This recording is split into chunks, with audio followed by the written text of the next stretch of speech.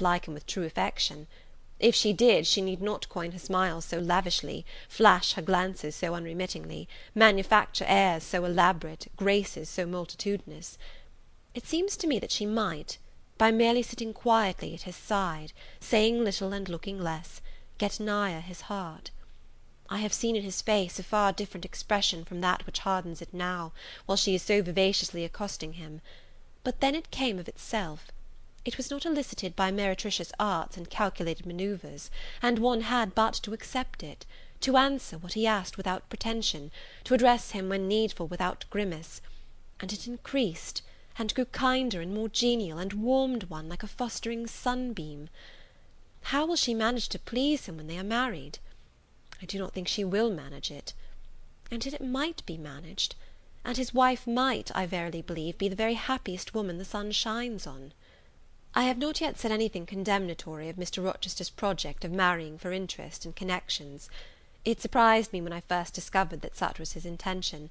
I had thought him a man unlikely to be influenced by motives so commonplace in his choice of a wife; but the longer I considered the position, education, etc., of the parties, the less I felt justified in judging and blaming either him or Miss Ingram for acting in conformity to ideas and principles instilled into them, doubtless, from their childhood.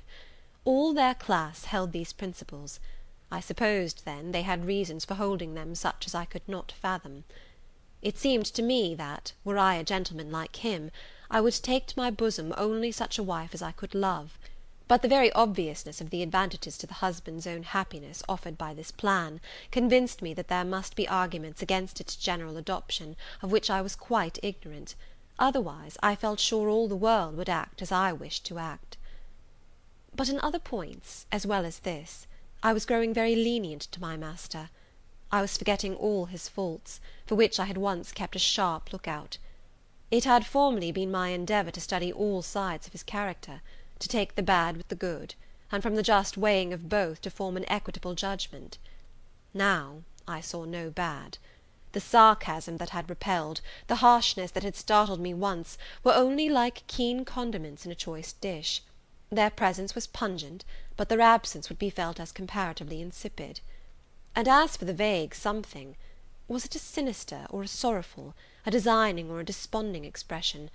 That opened upon a careful observer now and then in his eye, and closed again before one could fathom the strange depth partially disclosed; that something which used to make me fear and shrink, as if I had been wandering amongst volcanic-looking hills, and had suddenly felt the ground quiver and seen it gape; that something I at intervals beheld still, and with throbbing heart, but not with palsied nerves. Instead of wishing to shun him, I longed only to dare, to divine it; and I thought Miss Ingram happy, because one day she might look into the abyss at her leisure, explore its secrets, and analyze their nature. Meantime, while I thought only of my master and his future bride, saw only them, heard only their discourse, and considered only their movements of importance, the rest of the party were occupied with their own separate interests and pleasures. The ladies Lynn and Ingram continued to consort in solemn conferences, where they nodded their two turbans at each other, and held up their four hands in confronting gestures of surprise, or mystery, or horror, according to the theme on which their gossip ran, like a pair of magnified puppets. Mild Mrs. Dent talked with good-natured Mrs. Eshton, and the two sometimes bestowed a courteous word or smile on me. Sir George Lynn, Colonel Dent, and Mr. Eshton discussed politics, or county affairs, or justice business.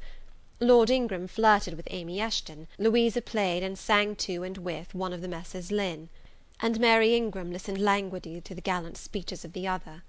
Sometimes all, as with one consent, suspended their by-play to observe and listen to the principal actors; for, after all, Mr. Rochester, and, because closely connected with him, Miss Ingram, were the life and soul of the party. If he was absent from the room an hour, a perceptible dullness seemed to steal over the spirits of his guests, and his re-entrance was sure to give a fresh impulse to the vivacity of conversation.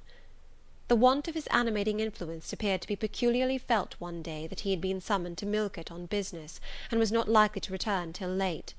The afternoon was wet; a walk the party had proposed to take to see a gipsy camp, lately pitched on a common beyond Hay, was consequently deferred. Some of the gentlemen were gone to the stables; the younger ones, together with the younger ladies, were playing billiards in the billiard room. the Dowagers Ingram and Lynn sought solace in a quiet game at cards. Blanche Ingram, after having repelled, by supercilious taciturnity, some efforts of Mrs. Dent and Mrs. Eshton to draw her into conversation, had first murmured over some sentimental tunes and airs on the piano, and then, having fetched a novel from the library, had flung herself in haughty listlessness on a sofa, and prepared to beguile, by the spell of fiction, the tedious hours of absence. The room and the house were silent. Only now and then the merriment of the billiard players was heard from above. It was verging on dusk, and the clock had already given warning of the hour to dress for dinner, when little Adele, who knelt by me in the drawing-room window-seat, suddenly exclaimed, "Voilà Monsieur Rochester, qui revient!" I turned, and Miss Ingram darted forwards from her sofa. The others too looked up from their several occupations, for at the same time a crunching of wheels and a splashing tramp of horse hoofs became audible on the wet gravel. A post-chaise was approaching. "What can possess him to come home in that style?" said Miss Ingram. "He rode Mesrour, the black horse, did he not, when he went out? And Pilot was with him? What has he done with the animals?" As she said this, she approached a tall person and ample garments so near the window, that I was obliged to bend back almost to the breaking of my spine. In her eagerness she did not observe me at first, but when she did, she curled her lip and moved to another casement. The post-chaise stopped.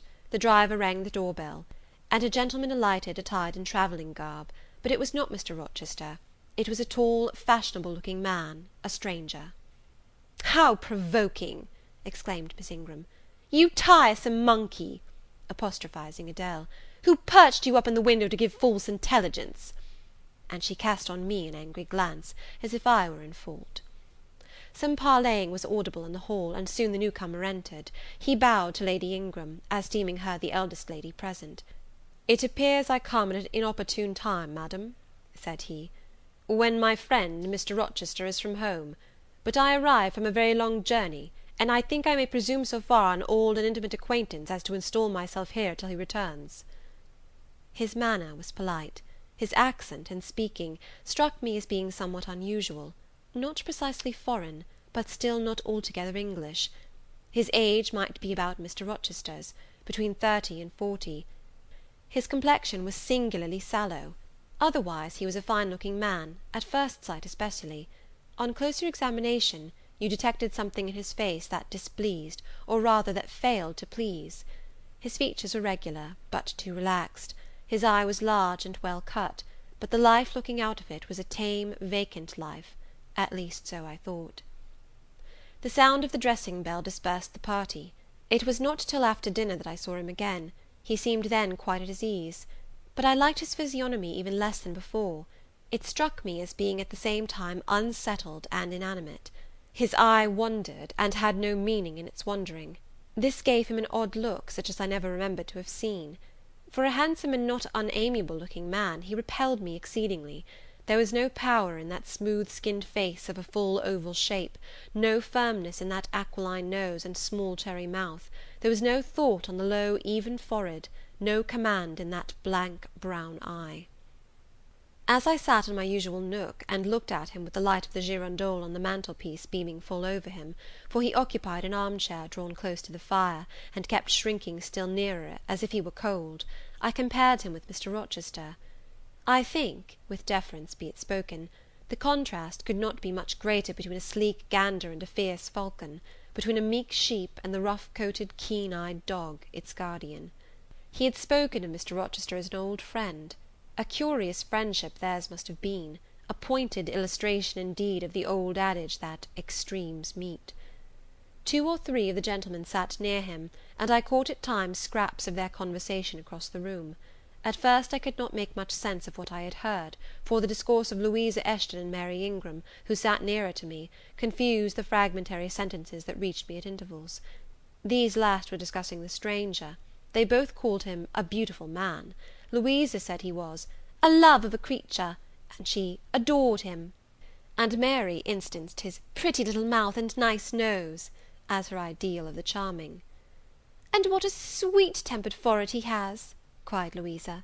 "So smooth, none of those frowning irregularities I dislike so much, and such a placid eye and smile."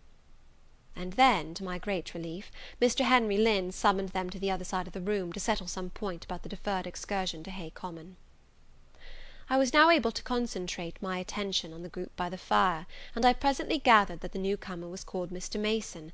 Then I learned that he was but just arrived in England, and that he came from some hot country, which was the reason, doubtless, his face was so sallow, and that he sat so near the hearth, and wore a surtout in the house.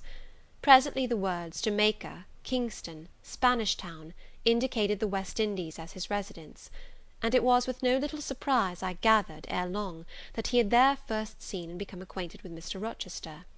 He spoke of his friend's dislike of the burning heats, the hurricanes, and rainy seasons of that region.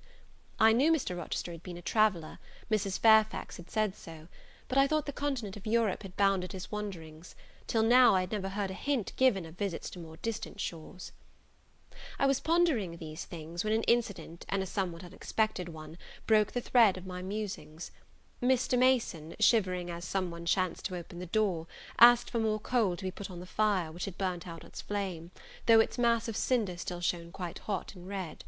The footman, who brought the coal, in going out, stopped near Mr. Eshton's chair, and said something to him in a low voice, of which I heard only the words, "old woman," quite troublesome.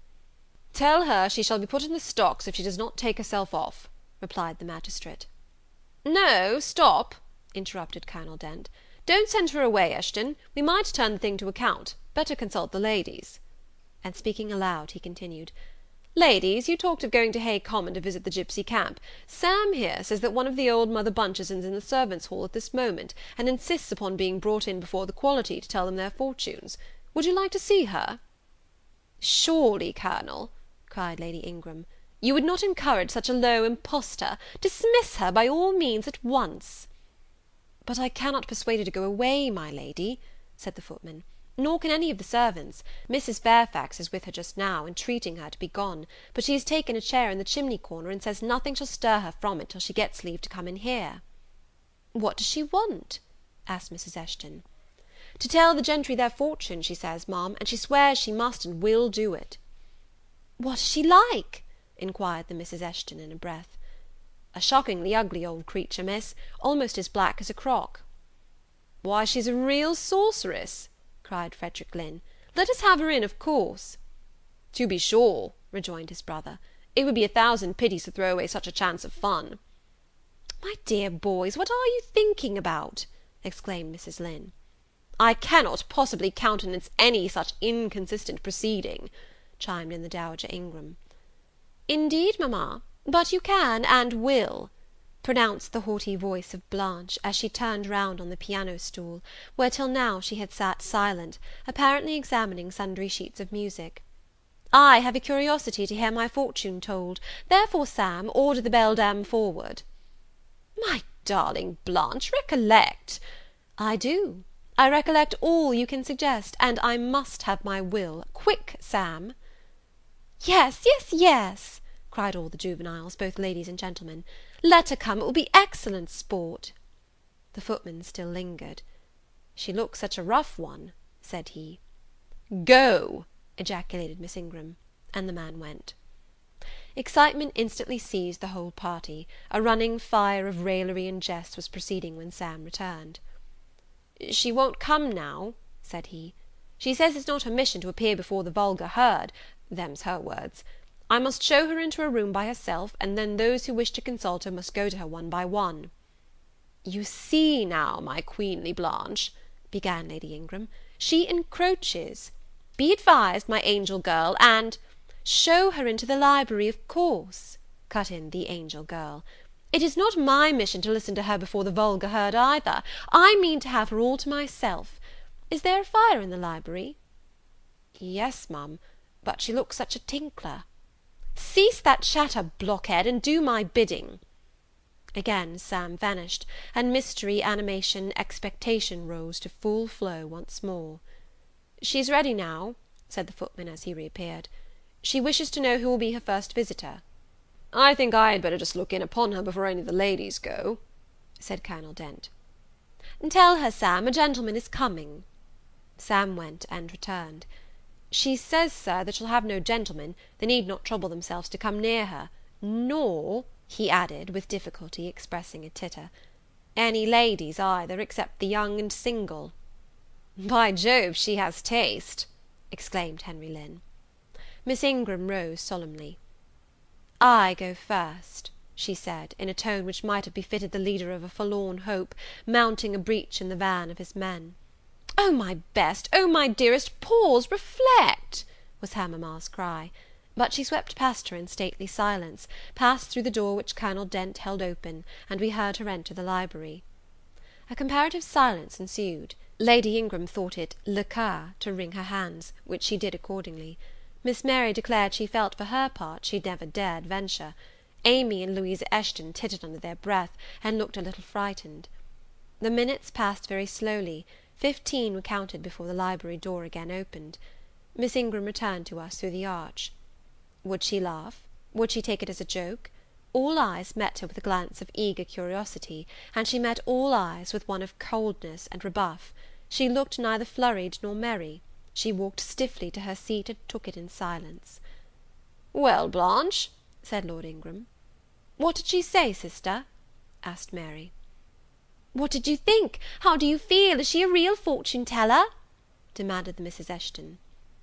Now, good people," returned Miss Ingram, "don't press upon me. Really, your organs of wonder and credulity are easily excited. You seem, by the importance of you all, my good mamma included, ascribed to this matter, absolutely to believe we have a genuine witch in the house, who is in close alliance with the old gentleman. I have seen a gipsy vagabond. She has practised in hackneyed fashion the science of palmistry, and told me what such people usually tell. My whim is gratified, and now I think Mr. Eshton would do well to put the hag in the stocks to-morrow morning, as he threatened." Miss Ingram took a book, leant back in her chair, and so declined further conversation. I watched her for nearly half an hour. During all that time she never turned a page, and her face grew momently darker, more dissatisfied, and more sourly expressive of disappointment. She had obviously not heard anything to her advantage, and it seemed to me, from her prolonged fits of gloom and taciturnity, that she herself, notwithstanding her professed indifference, attached undue importance to whatever revelations had been made her. Meantime, Mary Ingram, Amy and Louisa Eshton declared they dared not go alone, and yet they all wished to go. A negotiation was opened through the medium of the ambassador, Sam, and after much pacing to and fro, till, I think, the said Sam's calves must have ached with the exercise, permission was at last, with great difficulty, extorted from the rigorous Sybil for the three to wait upon her in a body. Their visit was not so still as Miss Ingram's had been. We heard hysterical giggling and little shrieks proceeding from the library, and at the end of about 20 minutes they burst the door open, and came running across the hall as if they were half scared out of their wits. "I am sure she is something not right," they cried, one and all. "She told us such things! She knows all about us!" And they sank breathless into the various seats the gentlemen hastened to bring them. Pressed for further explanation, they declared she had told them of things they had said and done when they were mere children, described books and ornaments they had in their boudoirs at home, keepsakes that different relations had presented to them. They affirmed that she had even divined their thoughts, and had whispered in the ear of each the name of the person she liked best in the world, and informed them of what they most wished for. Here the gentleman interposed with earnest petitions to be further enlightened on these two last-named points, but they got only blushes, ejaculations, tremors, and titters, in return for their importunity. The matrons, meantime, offered vinaigrettes and wielded fans, and again reiterated the expression of their concern that their warning had not been taken in time, and the elder gentlemen laughed, and the younger urged their services on the agitated fair ones. In the midst of the tumult, and while my eyes and ears were fully engaged in the scene before me, I heard a hem close at my elbow. I turned, and saw Sam. "If you please, miss, the gipsy declares that there is another young single lady in the room who has not been to her yet, and she swears she will not go till she has seen all. I thought it must be you, there is no one else for it. What shall I tell her?" "Oh, I will go by all means," I answered, and I was glad of the unexpected opportunity to gratify my much excited curiosity. I slipped out of the room, unobserved by any eye, for the company were gathered in one mass about the trembling trio just returned, and I closed the door quietly behind me. "If you like, miss," said Sam, "I'll wait in the hall for you, and if she frightens you, just call and I'll come in." "No, Sam, return to the kitchen. I am not in the least afraid." Nor was I. but I was a good deal interested and excited. Chapter 18.